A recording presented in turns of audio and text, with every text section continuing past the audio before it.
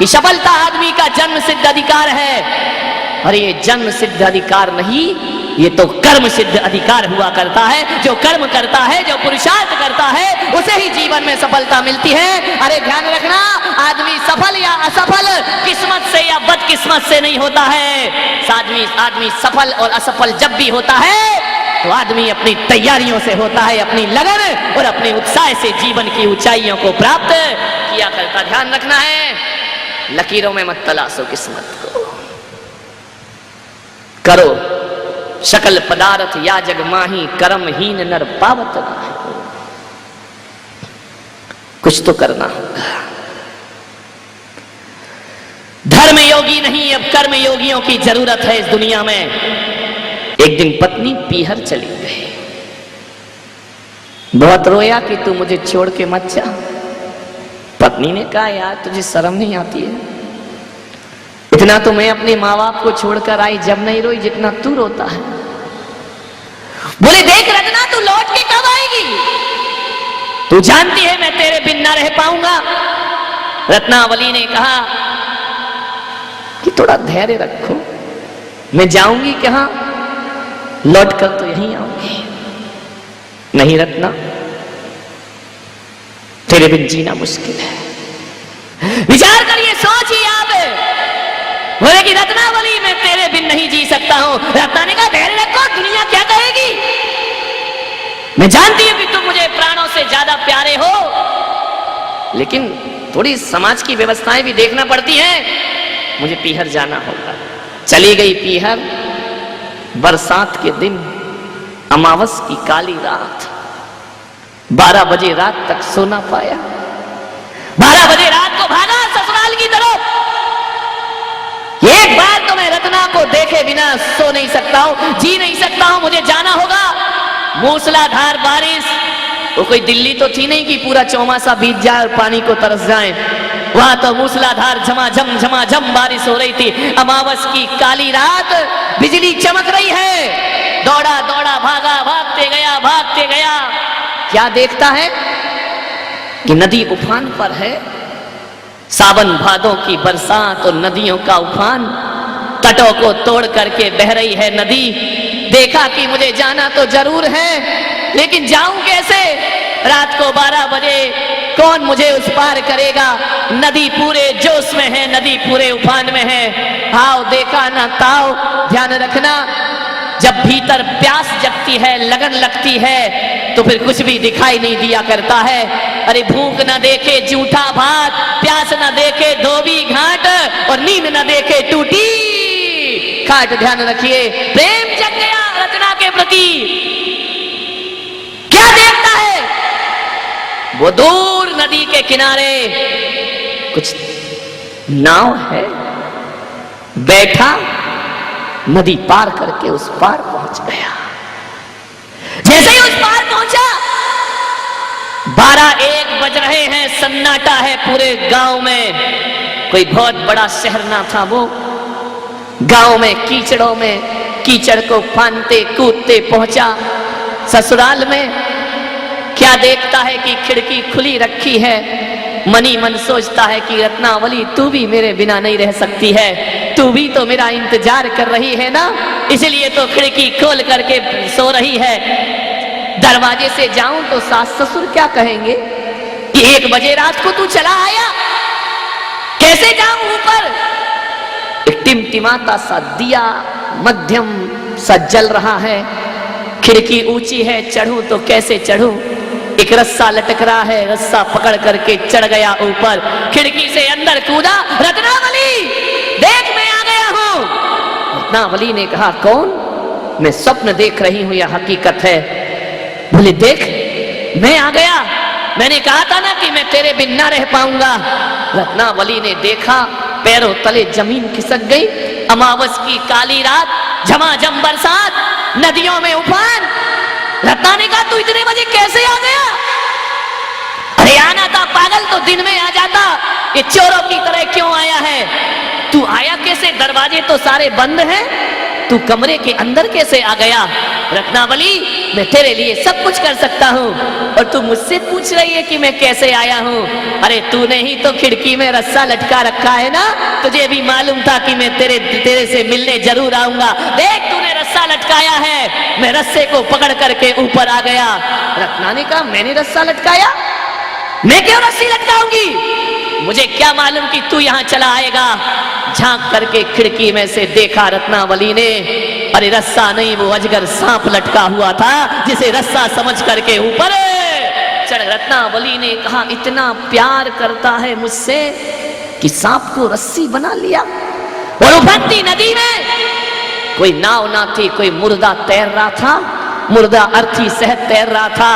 मुर्दे को नाव बना करके पहुंच गए तुलसीदास अपनी पत्नी के पास।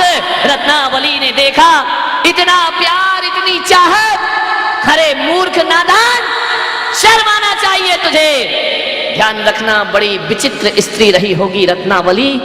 आज की स्त्री होती तो कहती, इतना प्यार करता है, यही तो चाहते हैं कि पति मेरी मुट्ठी में रहे और मेरे इशारों पर नाचता रहे। कोई मरण धर्मा स्त्री होती तो कहती, कौन से जन्म का पुण्य था जो मुझे ऐसा पति प्राप्त हुआ है। वो कोई साधारण स्त्री ना रही। उसने देखा और कहा कि मूर्ख रत्नावली, मैं मूर्ख? देख, इतना प्यार तो दुनिया में कोई किसी को ना करता होगा। रत्नावली ने कहा, यही देख करके तो हैरान हूं, ऐसा प्यार में डूबा है कि सांप को रस्सी बना लेता है और मुर्दे को नाव बना लेता है और तैर करके आ जाता है। अरे अनपढ़ गंवारिये, जितना प्यार मुझसे करता है इतना राम से कर लेता तो तेरा उद्धार हो जाता, तेरा कल्याण हो जा। मेरे पीछे लगा है हाड़ मांस का पोटला, इतना प्यार श्री राम से कर, तेरे जीवन का उद्धार हो जाएगा। इतनी चोट लगी कि जिसके लिए मैं सब कुछ करके आया, जिसके लिए मैंने तूफान और आंधियां पार की, वो पत्नी कहती है, मूर्ख, जितना प्यार इस मरण धर्मा से करता है उतना प्यार अपने ईश्वर से करके देख। जा, यदि थोड़ी भी शर्म और लज्जा तेरे अंदर मौजूद है तो जा करके उस परमात्मा से इतना प्यार कर ले। विचार करिए, साधारण से स्त्री से प्रेम, जा अपने प्रभु से प्रेम कर। एक चोट लगी भीतर, ध्यान रखना, जब दीवानगी होती है, जब प्रेम होता है, लाख दुनिया समझाए समझ में नहीं आता है, गुरु समझाए तो भी समझ में नहीं आता है, इसको भी नहीं आ रहा, ना आएगा जिंदगी में समझ में। विचार करिए, सोचिए आप, समझ में ऐसे नहीं आता है। मालूम है समझ कब आता है? कि जिसके पीछे पड़े हो, जिसके प्यार में डूबे हो, जब वहीं से लात पड़ती है तब समझ में आता है कि जिंदगी में हकीकत क्या हुआ करती है। रत्नावली परेशान हो गई, कितना प्रेम, जा ईश्वर से कर। चोट लग गई, ऐसा बोलती है रत्नावली कि मरण धर्मा स्त्री से प्रेम करने वाला ईश्वर से प्रेम करे। क्या होते हैं ये नाम? रत्ना ने कहा कि जा, इतनी सी भी शर्म, हया और इज्जत मौजूद है, लज्जा मौजूद है तेरे भीतर, तो निकल जा इसी रात मेरे घर से बाहर। ध्यान रखना, एक शब्द चोट कर गए, चले गए जंगल में। अब रत्ना नहीं, हालांकि रत्ना भी रा से शुरू होता है और राम भी रा से शुरू हुआ करता है, लेकिन दोनों के नाम में बड़ा अंतर होता है। रत्ना रत्ना जपता है तो संसार में भटकता है, और राम राम जपता है तो बेड़ा पार हो जाया करता है। राम राम जपने बैठ गया, सकल कामनाओं को देता चुनौती, चला वियोगी। पत्नी के वियोग में डूबा, सकल कामनाओं को देता चुनौती, चला वियोगी। काम कामना और कामनी से निंदित होकर उपयोगी। बुझ जाती हृदय की प्यास, अगर गले लग जाती रत्ना, तो कैसे होते तुलसी हुलसी सुत तुलसीदास, अगर मिट जाती प्रेम पिपास। ध्यान रखिए, विचार करिए आप, राम राम जपा। जो तुलसी नहीं जानते राम को, एक दिन तुलसी ऐसे हुए कि तुलसीदास से पूछा कि राम मिले या ना मिले। आप क्या बने अपने जीवन में? तो तुलसीदास ने कहा कि तुलसी तुलसी सब कहें और तुलसी बन की घास।